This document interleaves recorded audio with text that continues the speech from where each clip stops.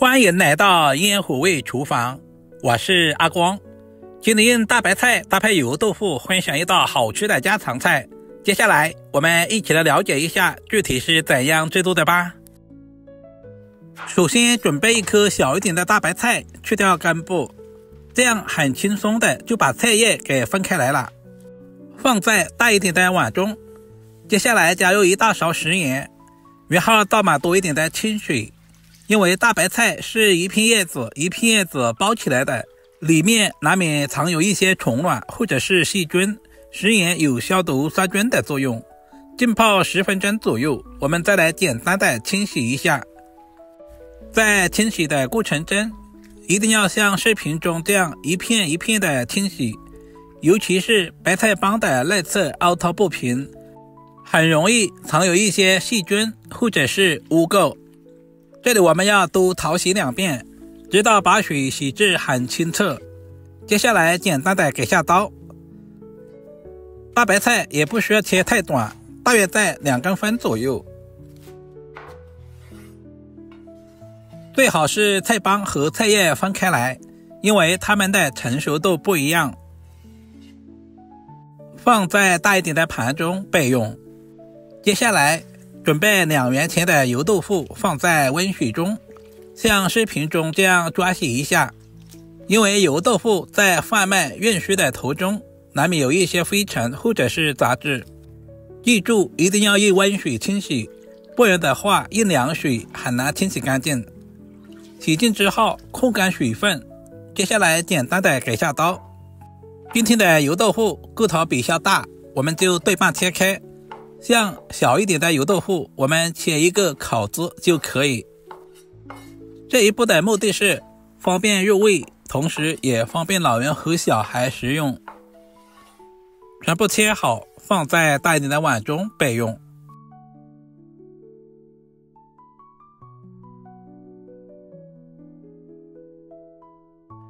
油豆腐要好吃，我準備了一盒白玉菇。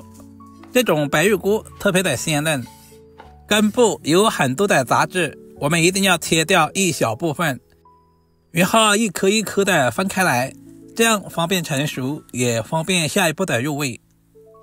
把白玉菇放在清水中稍微的清洗一下，因為白玉菇生長在潮濕的環境，表面難免有一些細菌或者是雜質。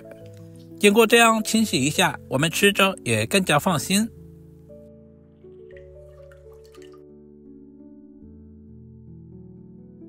做這道菜，姜蒜肯定少不了。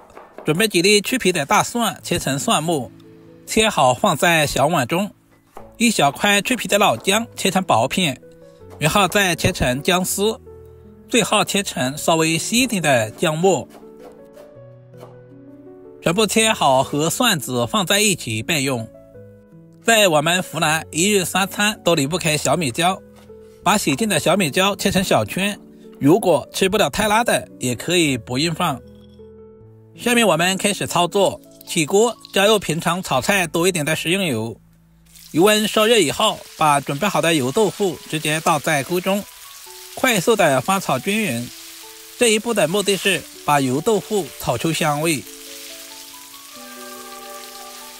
因為油豆腐质地呈海綿狀，所以含有大量的水分，我們一定要多炒一會兒，把這些水分炒乾，才能夠激發出油豆腐的香味。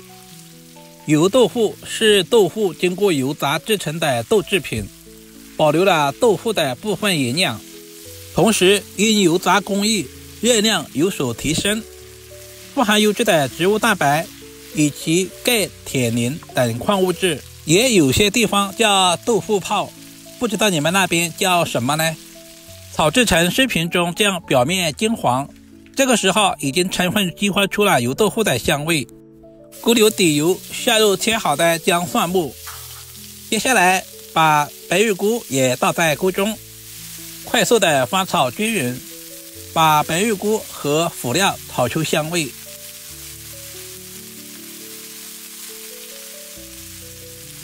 接着把白菜梗直接倒在鍋中，因為白菜葉和白菜梗的成熟度不一樣，所以我們提前把白菜梗炒一下。這裡我們全程開大火，快速的翻炒，不然的話白菜幫很容易出水。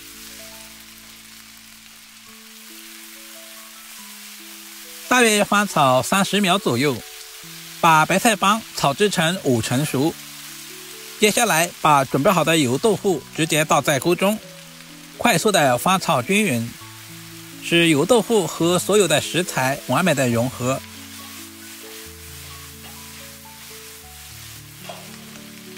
接着加入小半碗的溫水，我們要把油豆腐燜煮一會兒。加入小半勺的蠔油提鮮，加入小半勺的生抽醬油增加醬香味。為了做出的成品顏色更加好看，我們就不需要添加老抽。接下來加入大半勺的食鹽調味，少許的松茸鮮，其他什麼調味料就不需要添加了。快速的翻炒，把調味料炒至化開。接下來把白菜葉全部倒在鍋中，快速的翻炒均勻，這樣方便每一片白菜葉都能夠受熱。接下來加入切好的小米椒，稍微的翻炒幾下，把小米椒炒出香辣味。因為白菜葉比較容易熟，我們炒制的時間不需要太長，稍微的翻炒幾下，炒制成視頻中這樣就可以出鍋裝盤了。稍微總結一下，油豆腐一定要提前炒一下，充分的炒出香味。白菜一定要分開來炒，只要記住這2點，你也可以做出比飯店還好吃的味道。脆嫩的白菜吸滿了湯汁，油豆腐咬一口爆汁，白玉菇鮮嫩爽口，3種食材搭配在一起，不僅增加了營養，同時豐富了口感。如果視頻對您的廚藝有那麼一點點幫助，就麻煩點讚、收藏、留言並轉發出去。另外頭像還可以看到更多家常菜製作視頻。好了，今天的視頻就簡單的分享到這裡了，我們下個視頻再見吧。感謝您耐心的觀看。